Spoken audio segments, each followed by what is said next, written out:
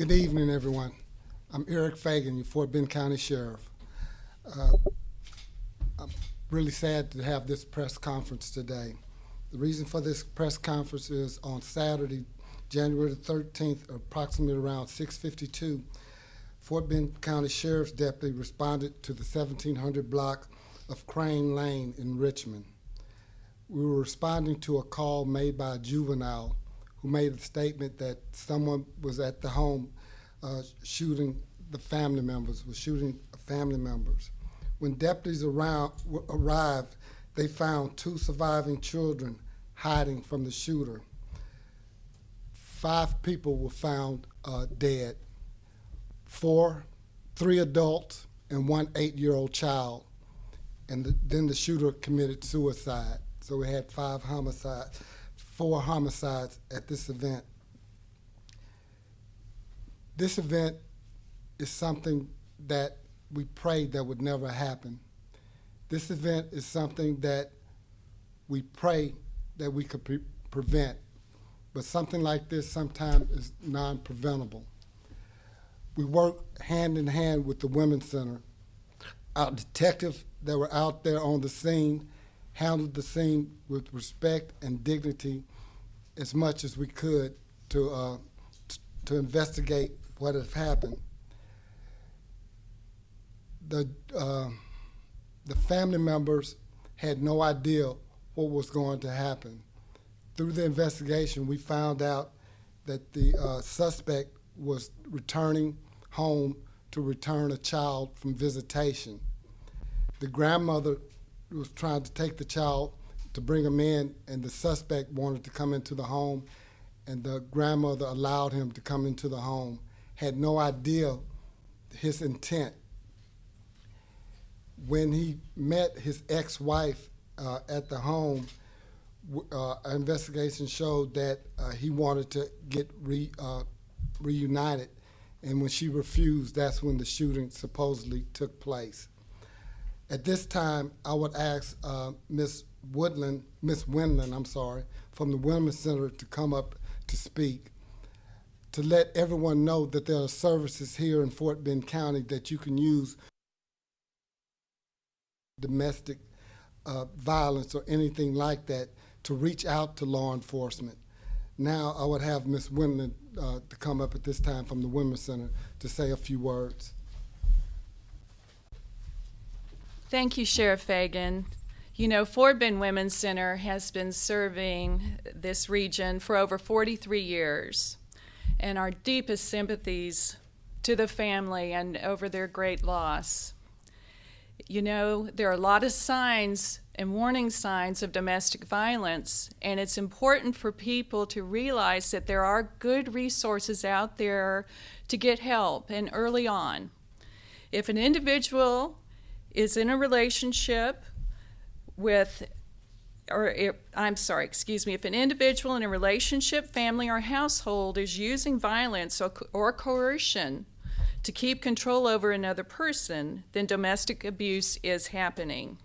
Some of the signs of abuse to watch out for: when someone is acting in a controlling fashion, they're controlling where you go and who you see, or is discouraging you from seeing friends or family members. If they're taking your money or refusing you to give you money for necessary expenses, if they're looking at you or acting in ways that scare you, if you are experiencing emotional abuse at various levels, or threatening behavior, of course, or any signs showing violence or attempted violence or thoughts of violence. The Women's Center provides numerous services to help victims with safety planning and to help them exit the situation. We have an emergency shelter, we have counseling, legal assistance, and many other services for survivors to become independent and free of this kind of abuse. Our emergency hotline is the first step to gain information on how to get help. Anyone who is a victim or anyone who thinks they might be experiencing domestic violence, or if you are a friend of someone that you're concerned about, we encourage you to call our emergency hotline. It's the first step to get information on how to get help. Anyone who is a victim or wants to assist a victim are welcome to call us at 281-342-4357 24 hours a day, 7 days a week for assistance. Or you can even email us at help@fbwc.org, and you can also receive information via the website at fbwc.org. And obviously, our relationship with the first responders and the sheriff's department are critical in helping these survivors receive the support they need. And if you are in immediate danger, of course, call 911. But I think they will cover again. And all of our services are free, and we serve men, women, children, anyone who is experiencing this kind of violence. Thank you. I want to reiterate one thing that she said that is very important.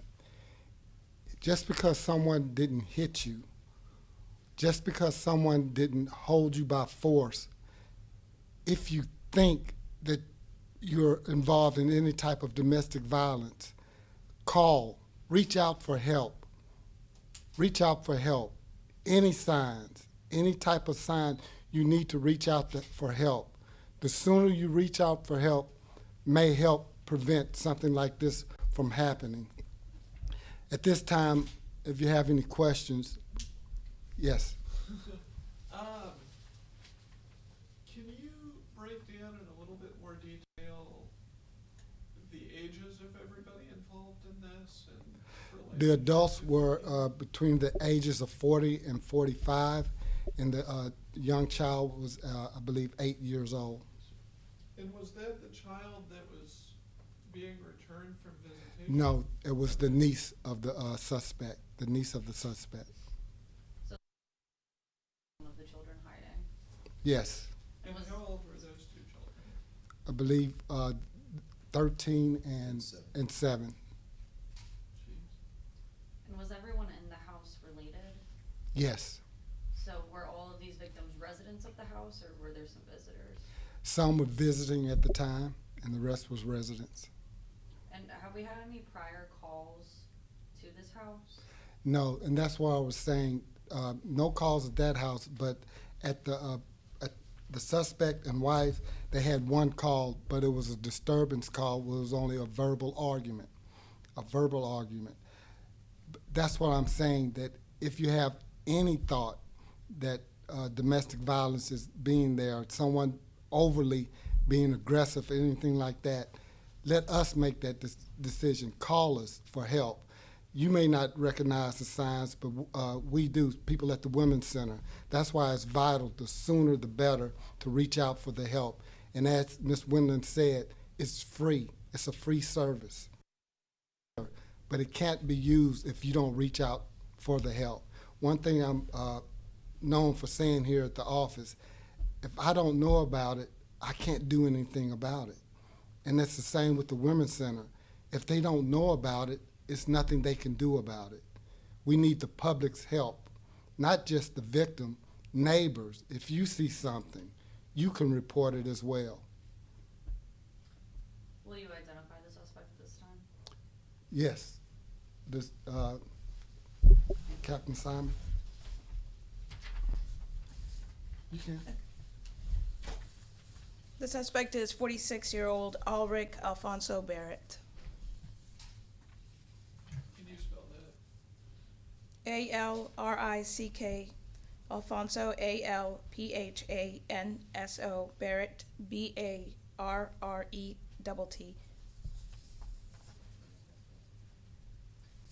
And are you going to be identifying the victims? For the family, at this time, we will not be identifying the victims' names. I will tell you, it was 2 adult females, and 1 adult male, and then an 8-year-old child. And can you tell us if one of those adult females includes this suspect's wife? Yes, estranged wife. A strange wife. Were there any surviving adults Yes, the grandmother. Okay. And I know that you said you had the one call about the verbal disturbance between this couple previously. Any other calls with Barrett himself? Is he known to your department at all? At this time, we don't see anything else, or we're still looking into that. When was the first call? About 6:45, No, I mean the 6:52, yes. the verbal disturbance that you all got a call about previously. That was on January 25th of 2023.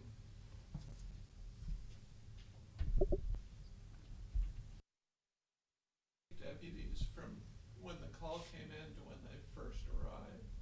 What was At the residence? at the residence, Yeah. I believe they made it there within minutes. It had already taken place, so I can get you the time a little bit later, but it was but it wouldn't have made any difference. It already had happened. Sheriff, can you talk about domestic violence cases? Yes, right now in Fort Bend County,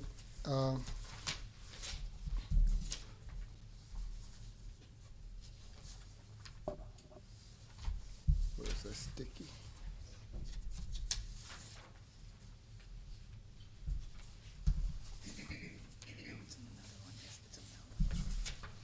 I can speak to how many people we served last year. Yeah.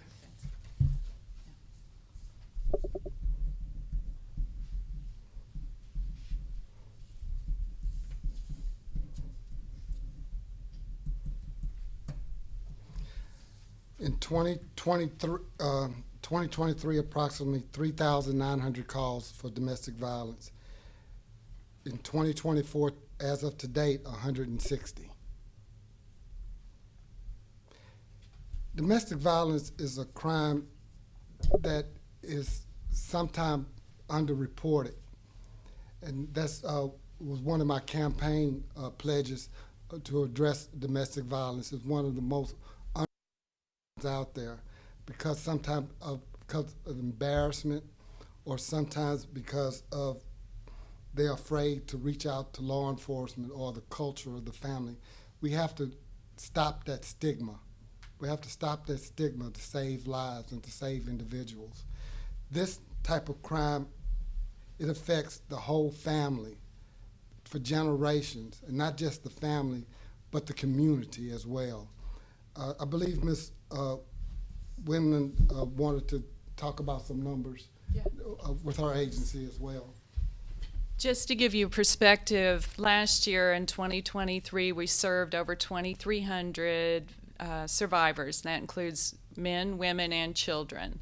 About 40% of those are children who have received services from us as well.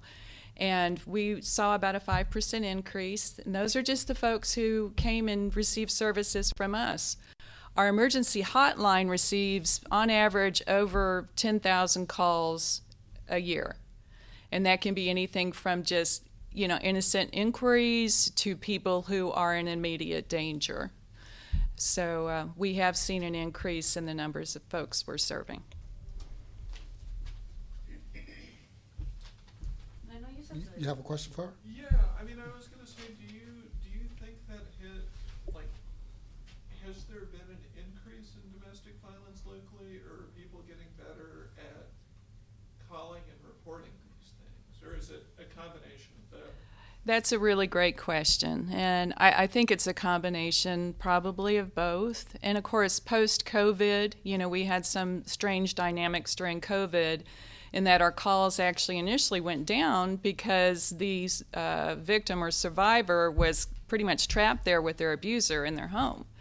So the numbers were a little odd, over 2020 and 2021, but yes, we have seen an increase.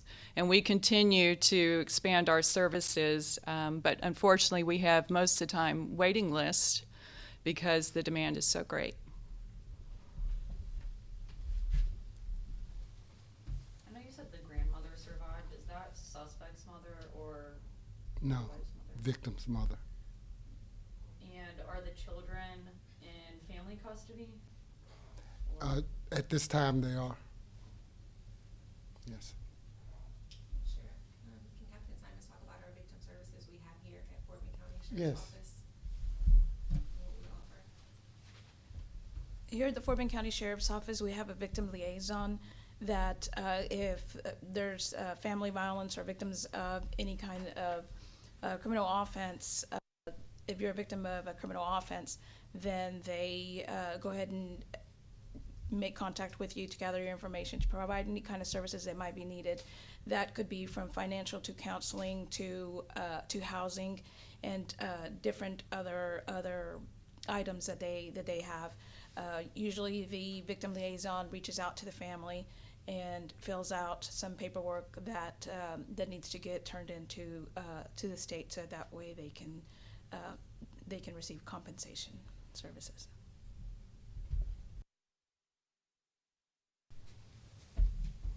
I know this is kind of a hard question, but when it comes to the crime scene itself, were all of the victims in one space, or did it seem like the suspect went throughout the house?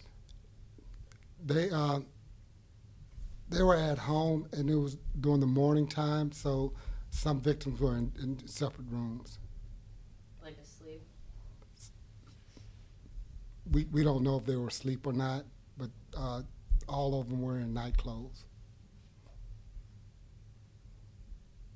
Any other questions? Who called 911? Because when I was going back and listening, I think it was like a juvenile or something Yes. that called 911. He said he knew the shooter. Can you expand on that? It was the 13-year-old young male that made the call. I have to commend that young man for being brave enough to pick up the phone to make that call. I know that was very difficult for him to do, but it was the 13-year-old. If that's not any more questions, we'll conclude this press conference. Thank you for coming out.